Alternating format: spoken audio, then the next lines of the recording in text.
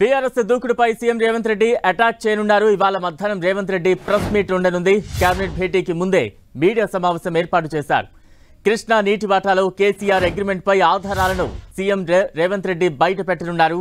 అలాగే ప్రాజెక్టులను కేఆర్ఎంబీకి అప్పగించారంటూ బీఆర్ఎస్ చేస్తున్న ప్రచారానికి కౌంటర్ ఇవ్వనున్నారు రేవంత్ రెడ్డి.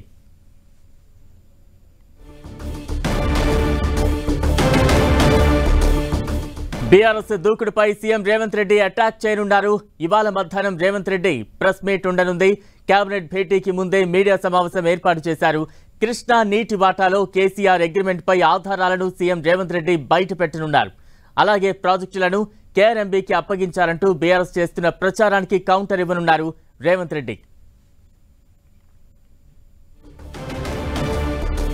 ఇక మధ్యాహ్నం రేవంత్ రెడ్డి ప్రెస్ మీట్ కు సంబంధించి తాజా అప్డేట్స్ అందించేందుకు మా ప్రతినిధి కొండల్ సిద్ధంగా ఉన్నారు. కొండల్, మధ్యాహ్నం 2 గంటలకు ప్రెస్ మీట్ ఉండబోతుంది. ముఖ్యమంత్రి రేవంత్ రెడ్డి సచివాలయంలో మీడియాతో మాట్లాడబోతున్నారు. ఇది పూర్తిగా వాటర్ డిస్ప్యూట్స్ పైనే ఈ ప్రెస్ మీట్ ఉండబోతుంది. బీఆర్ఎస్ ఈ మధ్యకాలంలో కేఆర్ఎంబీ బోర్డుకు కృష్ణాపై ఉన్న ప్రాజెక్టులన్నీ కూడా రాష్ట్ర ప్రభుత్వం అప్పగించింది. దీని ద్వారా తెలంగాణకు తీరని అన్యాయం జరుగుతుంది అని చెప్పి బీఆర్ఎస్ ఒక వాదాన్ని తీసుకొస్తుంది. దానిపైన పోరాటం దిశగా కూడా బీఆర్ఎస్ ముందుకెళ్తున్న పరిస్థితి ఉంది. అయితే దీనికి పూర్తి స్థాయిలో కౌంటర్ ఇవ్వబోతున్నారు ముఖ్యమంత్రి రేవంత్ రెడ్డి. అసలు ఈ మొత్తం వ్యవహారంలో పంచాయతీలో నీటి వాటాలకు సంబంధించి బీఆర్ఎస్ 10 ఏళ్ల పాటు చేసింది ఏంటి అన్నది ప్రజల ముందు పెట్టబోతున్నారు.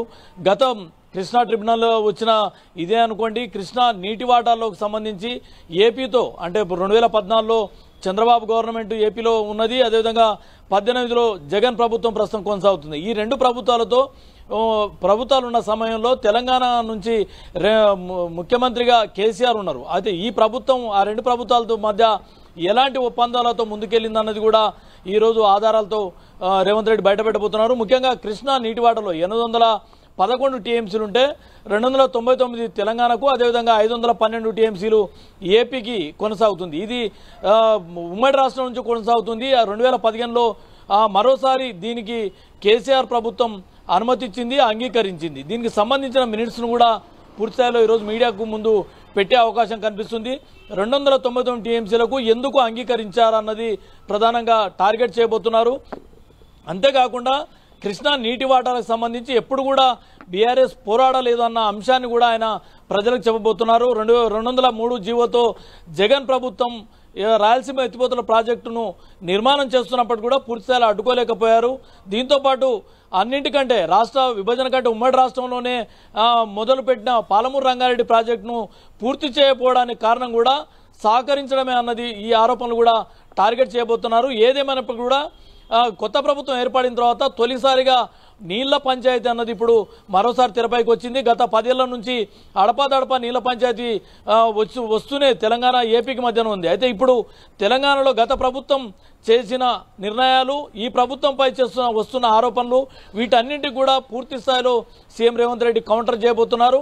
వీటన్నిటి కూడా అధికారిక లెక్కలతో సహా చెప్పబోతున్నారు. గతంలో అపెక్స్ కౌన్సిల్ సమావేశంలో నాటి ముఖ్యమంత్రి తెలంగాణకు జరగాల్సిన దానిపై ఏ విధంగా వివరించారు, ఏ అంశాలకు అంగీకరించారు, ఏపీని కట్టడి చేయడంలో నాటి ప్రభుత్వం ఎక్కడ విఫలం చెందింది, వీటన్నింటి అంశాలను మీడియా సమావేశంలో చెప్పబోతున్నారు. Right, thank you Kondal. Balaram.